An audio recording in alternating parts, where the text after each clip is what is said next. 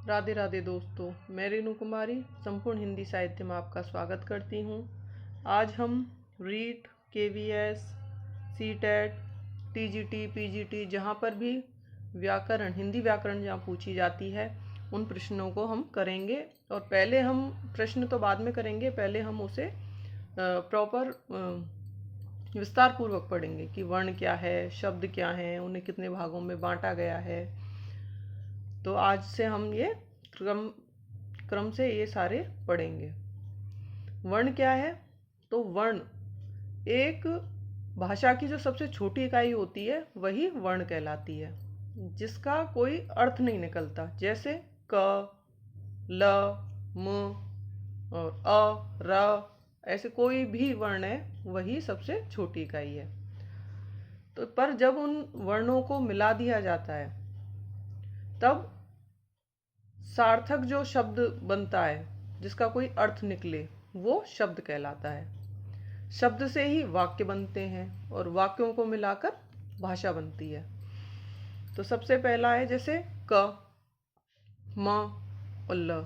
ये अलग अलग अलग लिख दिए गए तो इनका कोई अर्थ नहीं निकला, लेकिन अगर ये मिला के लिख दिए जाएं कमल, तो कमल का क्या अर्थ निकला कि ये एक फूल का नाम है। अब अगर हमें वाक्य बनाना है तो हमें दो या दो से अधिक शब्दों को मिलाकर लिखना होगा, तब वो एक वाक्य बनेगा। जैसे कमल खिलता है, राम स्कूल जाता है। इसी तरह से भाषा अगर बनेगी तो जैसे कमल के बारे में बोला गया कि कमल खिलता है, कमल कीचड़ में खिलता है, कमल बहुत सुंदर फूल है। तो ये क्या हो गई? एक तरह की भाषा हो गई। कौन सी भाषा? हिंदी भाषा। ऐसे इंग्लिश में कोई सेंटेंस बनते हैं तो वो इंग्लिश की भाषा हो जाती है। तो आप समझे। अगर इसमें पूछा जाए कि भाषा की सबसे छोटी इकाई किसे कहा जाएगा, तो वो क्या होगी? वर्ण। अगर भाषा की सबसे छोटी लिखित इकाई पूछा जाए तो भी वर्ण होगी। अब यहाँ पे एक बार 2-3 साल पहले एक प्रश्न आया था कि भाषा की सबसे लघुत्तम इकाई कौन सी है।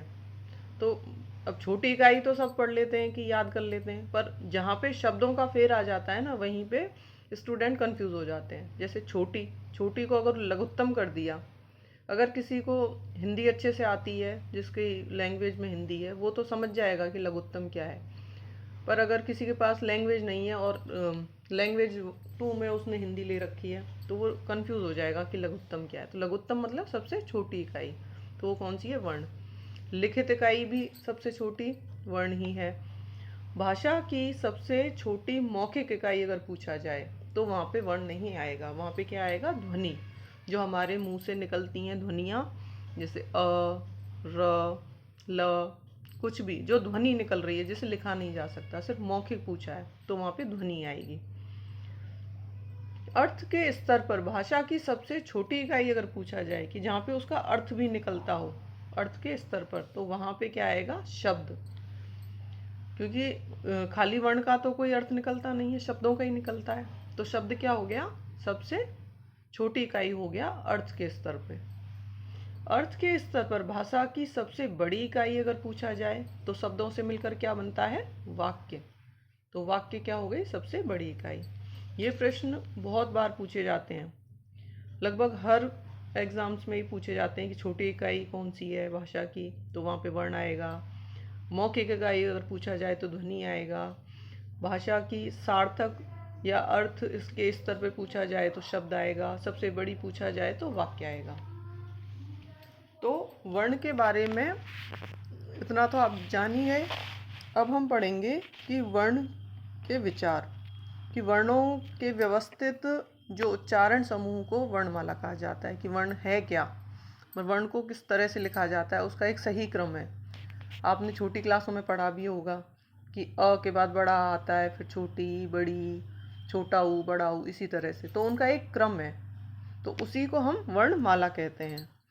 तो वर्णों के व्यवस्थित उच्चारण समूह को वर्णमाला कहा जाता है। हिंदी वर्णमाला में वर्णों की संख्या कितनी है अगर पूछा जाए तो इसमें भी संख्या में भी अलग अलग पूछे जाते हैं कि मूल वर्ण कितने हैं, कुल वर्ण कितने हैं, स्वर कितने हैं, उनमें से व्यंजन कितने हैं। तो ये अलग अलग प्रश्न बनते हैं यहाँ पे। तो मूल वर्णों की संख्या अगर पूछा जाए तो वो होती है 44, क्योंकि इसमें 11 स्वर हैं और 33 व्यंजन हैं। कुल वर्णों की संख्या, कुल वर्ण पूछ लिए जाएं तो है वो 52। वर्णों की संख्या है वो 52 ही क्यों बताई गई है, मतलब 52 वर्ण ही क्यों हैं?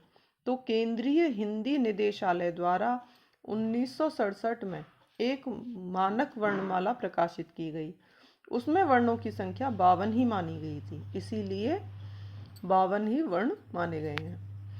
भारतीय संविधान में उल्लिखित है कितने? 52 वर्ण हैं, जो कि 15 अगस्त 1947 में आई थी। भाग 17, तो जो भाषा का जो वो है वो किस में है? भाग 17 में। और अनुच्छेद कौन सा है? 343 में। हिंदी देश की राजभाषा होगी, ये माना गया कब से? 15 अगस्त 1947 से, कि अनुच्छेद 343 में ही लिखा गया है कि राजभाषा कौन सी होगी हमारे देश की? हिंदी। हिंदी क्या है? राजभाषा है, ना कि राष्ट्रभाषा। लिपि क्या है इसकी? देवनागरी होगी। ये किस में वर्णित है? भाग 17 में। इससे भी प्रश्न बनते हैं कि कौन सा भाग है और अनुच्छेद कौन सा है वो। तो 343 अनुच्छेद और भाग है 17। वर्णमाला क्या है? वर्णों के व्यवस्थित उच्चारण समूह को वर्णमाला कहा जाता है। तो इसमें कौन कौन से आ जाते हैं? स्वर और व्यंजन। तो ये दोनों जब मिल जाते हैं वो पूरी वर्णमाला बन जाती है। स्वर किसे कहते हैं? तो वे ध्वनियाँ जिनका उच्चारण अबाध गति से होता है। अबाध मतलब जिसको बोलने में कोई रुकावट नहीं आती, ना किसी का सहारा लेना पड़ता है, तो वो क्या है? स्वर कहलाते हैं। जिनके उच्चारण में अन्य ध्वनियों की कोई भी आवश्यकता नहीं होती, जैसे अ, आ, ई, उ, री, ए, ऐ, ओ, औ। तो ये इस तरह से हमारे कितने हो गए? 11 स्वर हो गए।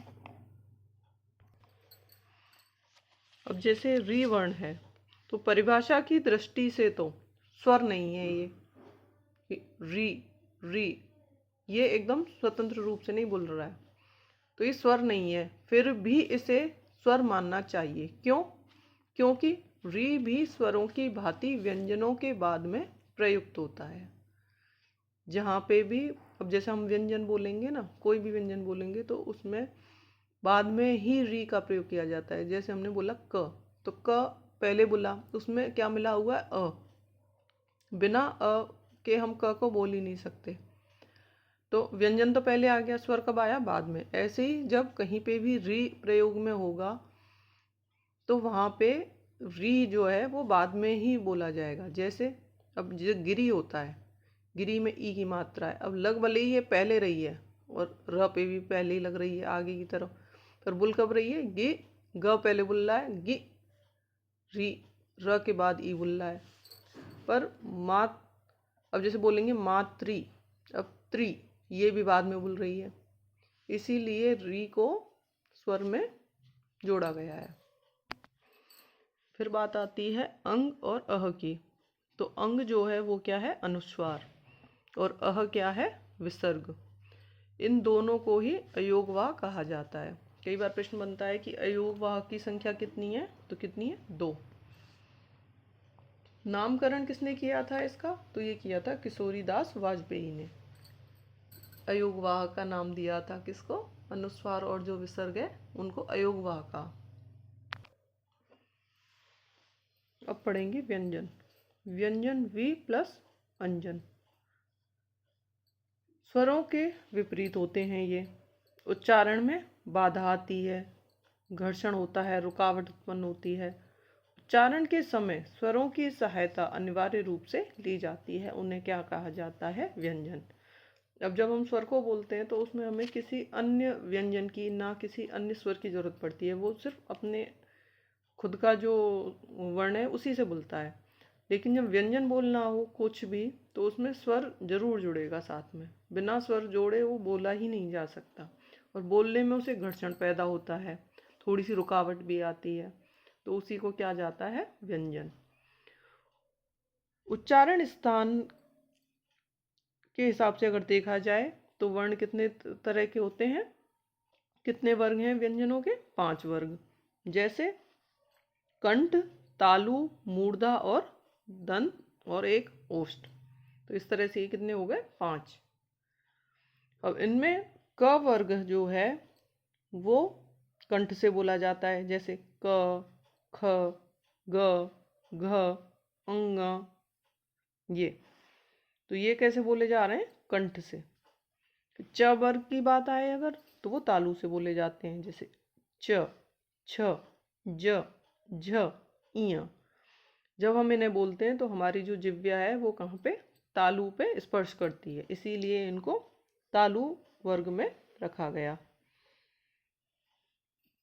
मूर्धा, मूर्धा में क्या आता है? ट वर्ग। जैसे ट, ठ, ड, ढ, ण। इसे बोलने में जो हमारी जीभ है वो एकदम झटका देती है। ट, ठ, ड, ढ, ण। फिर आता है त वर्ग। ये दंत दंत कहलाता है। जैसे त, इसमें क्या है? जीभ हमारी दांतों को छूती है, जैसे त, थ, द, ध, न, ऐसे। फिर आता है प वर्ग जो कि ओष्ठ वर्ग कहलाता है, जैसे प, फ, ब, भ, म। तो इस तरह से ये 5,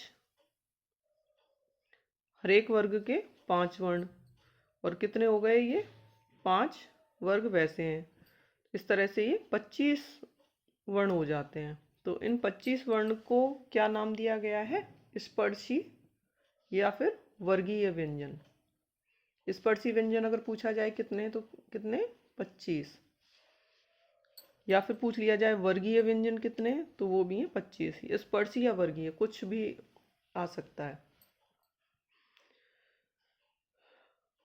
अब है जैसे य का भी उच्चारण स्थान क्या है? कंठ ही है। ऐसे ही ह का भी उच्चारण स्थान भी कंठ है।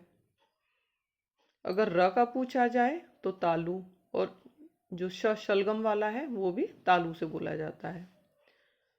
ल जो है वो मूर्धा वर्ग में आता है, और षटकोण वाला श ये भी मूर्धा में आएगा। व दंत में आएगा, और सपेरा वाला ये भी दंत वर्ग में आएगा।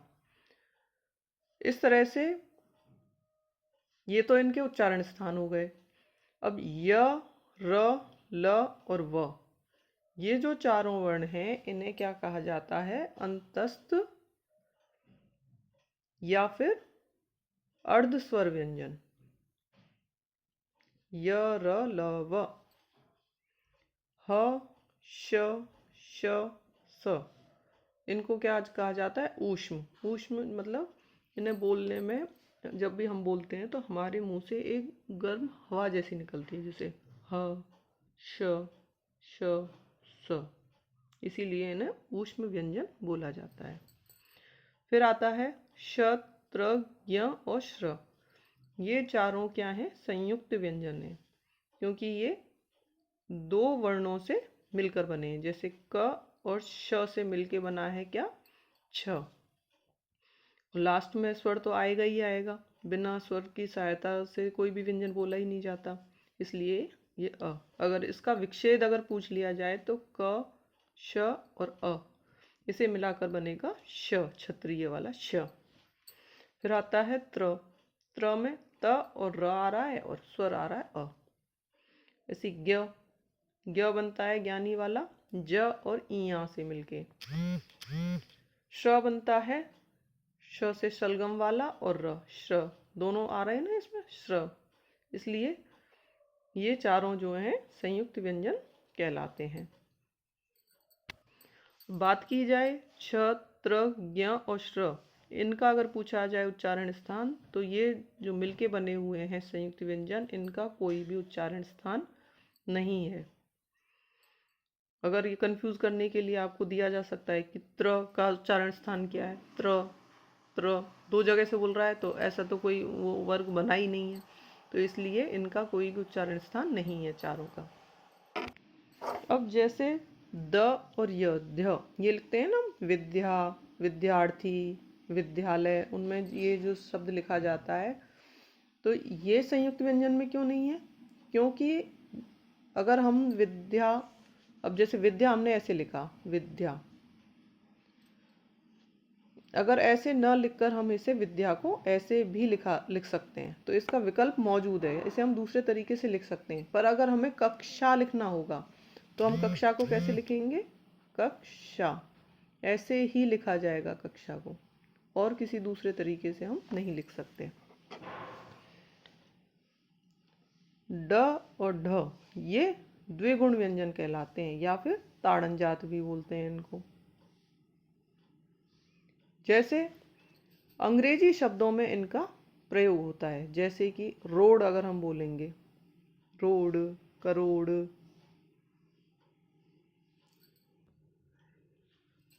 तो इसलिए इन्हें द्विगुण व्यंजन कहा जाता है। तो ये कितनी, इनकी संख्या कितनी है? 2। संख्याओं से बहुत प्रश्न पूछे जाते हैं कि संयुक्त व्यंजन कितने हैं? तो 4। ऊष्म व्यंजन कितने हैं? 4। द्विगुण व्यंजन कितने हैं? 2। स्पर्शी व्यंजन कितने हैं? तो 25। अंतस्थ व्यंजन कितने हैं? तो 4। इस तरह से संख्याओं से बहुत प्रश्न आते हैं। अब इनको याद करने के लिए किसका स्थान जो है वर्ण का क्या है,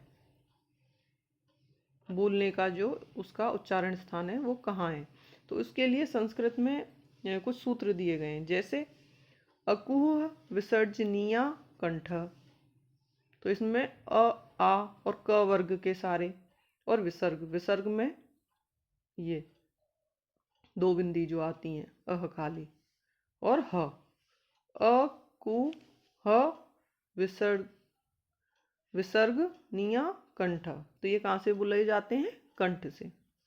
फिर आता है इचु यशानाम तालु, तो ई और च वर्ग, य और श, ये कहाँ से बोले जाएंगे? तालु से। ऋतु रसाणाम मूर्धा, तो रि, ट वर्ग, श और र, ये कहाँ से बोले जाएंगे? मूर्धा से। ऋतु लसानाम दंतः, लि, त वर्ग, ल और स, ये दंत से। वकारस्य दंतोड्य, तो वकार व किससे बोला जाता है? तो ये बोला जाता है दंत और ओष्ठ को मिला के व, तो इसको बोला जाएगा दंत ओष्ठ। फिर बात आती है उपरधिया मानीय ओष्ठौ, या फिर उपु ओष्ठ, कैसे भी याद कर लो इसे। तो इसमें उ और प वर्ग, ये कहाँ से बोले जाएंगे? ओष्ठ से, मतलब कि होठों से। यमंगणनम, तो इसमें अंगा इयणनम, इयंगणनम, तो ये कहाँ से बोला जाता है? नासिका से। ए दईतौ कंठतालु, तो ये ए और आई जो है ना, ये दोनों कहाँ से बोले जाते हैं? कंठ और तालु को मिला के। ओ दौ तौ कंठोष्टम, तो ओ और औ ये कहाँ से बोले जाते हैं? कंठ और ओष्ठ को मिला के। तो अगर हम इस सूत्र को अगर याद कर लेते हैं तो इन्हें याद करना थोड़ा आसान हो जाता है। अब बात करें आगत व्यंजन और ग्रहित व्यंजन क्या है। तो आगत व्यंजन उन्हें बोला जाता है जो किसी दूसरी भाषा से लिए गए हैं। जैसे कि ये, इनकी संख्या कितनी है? 6 है, 5 और 1 6। जैसे कि ओ, जैसे डॉक्टर में लिखते हैं ना हम, ओ डॉ, तो इसको आगत व्यंजन बोला जाता है। ओ, ये अंग्रेजी भाषा से आया है। फिर बात करें, क के नीचे बिंदी देखी होगी आपने बहुत बार, ख के नीचे, ग के नीचे, ज के नीचे और फ के नीचे। तो ये जो पांचों वर्ण हैं ये कहाँ से लिए गए हैं? अरबी फारसी से आए हैं। ये राजा शिव प्रसाद सितारे हिंद ने इनको हिंदी में प्रवेश दिलाया था। उससे पहले इनका प्रयोग नहीं होता था, पर कुछ शब्द ऐसे थे जो बिना इसके नुक्ते, इसको नुक्ता बोला जाता है, जो बिंदी होती है इसे क्या कहा जाता है? नुक्ता। तो अगर ये नहीं लगाएं तो बोलने में मतलब प्रॉपर जो शब्द है वो तरीके से नहीं बोल पाता, तो इसलिए इन्हें इसमें जोड़ना पड़ा। तो अरबी फारसी से आए, किसने जोड़े? शिव प्रसाद सितारे हिंद ने। आवश्यकता क्यों पड़ी इनकी? उच्चारण में कोमलता प्राप्त करने के लिए, जैसे अर्थ के आधार पर जैसे भेद करने के लिए इनकी जरूरत पड़ी। जैसे अब उदाहरण दिया जाए, जैसे हम बोलेंगे राज, राज, राज का मतलब क्या होता है? शासन करना, राज किया, ऐसे बोलते हैं ना। अब बोला जाए राज, अब इसको बोलने में अंतर आ गया, राज और राज, ज मतलब कोमलता आ गई यहाँ पे। तो इसका क्या मतलब हो गया? इसका अर्थ बदल गया। तो ये हो गया रहस्य। राज मतलब रहस्य और राज मतलब शासन। ऐसी बात की जाए इस शब्द की सजा, सजा का मतलब क्या होता है? किसी की मतलब किसी जगह की सजावट कर देना, सजा दिया उसे, ऐसे बोलते हैं ना। और अगर हम बोलेंगे सजा, तो सजा का अर्थ क्या निकला? दंड। तो सजा और सजा, ये आ गया ना अंतर इसमें। ऐसे ही गज, गज का मतलब होता है हाथी, और गज, गज, गज का मतलब होता है नाप तोल करना, किसी चीज को नापना या तोलना। फिर बात करें खुदा, खुदा का क्या अर्थ आता है? खुदाई। और एक आता है खुदा, खुदा मतलब ईश्वर या अल्लाह जो भी है वो। खाना, खाना मतलब भोजन, और खाना इसका मतलब होता है कोष्टक। जैसे एक कहते हैं ना कि उस खाने में रखी है वो चीज़, तो वो कोष्टक, एक तरह से रखने का स्थान। इस प्रकार हमारे जो वर्ण हुए वो 52 कैसे हुए? अब देखो, स्वर कितने हो गए? 11। अयोग वाव की संख्या कितनी थी? 2। स्पर्शी व्यंजन कितने थे? 25। अंतस्थ व्यंजन थे 4। ऊष्म व्यंजन थे 4। संयुक्त व्यंजन थे 4 और द्विगुण व्यंजन थे 2। तो आप जोड़िए, 11 और 2 13,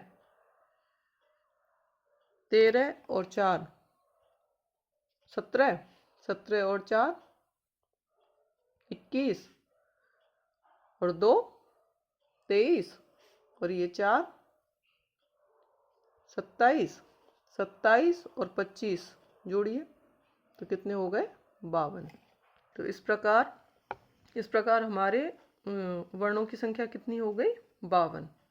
तो अब आपको ये समझ में आया वर्ण 52 ही क्यों थे और ये किस तरह से बटे हुए हैं, स्वर में, अयोग वाव में, संयुक्त में, स्पर्शी व्यंजन में, अंतस्थ में। इन संख्याओं से बहुत प्रश्न बनते हैं, तो आप इस वीडियो को ध्यान से पढ़ें और आगे हम पढ़ने वाले हैं। इनको हम विस्तार से पढ़ेंगे आगे। जैसे स्पर्शी व्यंजन है तो वो किस तरह से बोला जाता है, कैसे हवा छोड़ी जाती है, मतलब किस तरह से वो स्पर्श करती हैं हमारी स्वर तंत्रियों को। तो ये हम अगले वीडियो में पढ़ेंगे। अगर आप व्यंजनों को एक बार अच्छे से पढ़ लेंगे तो आपको बार बार पढ़ने की ज़रूरत नहीं पड़ेगी और आप अपने खुद के नोट्स भी बना सकते हैं इससे। और मेरा प्रयास आपको कैसा लगता है वो ज़रूर बताएं और संपूर्ण हिंदी साहित्य चैनल को सब्सक्राइब करें। धन्यवाद दोस्तों। राधे राधे।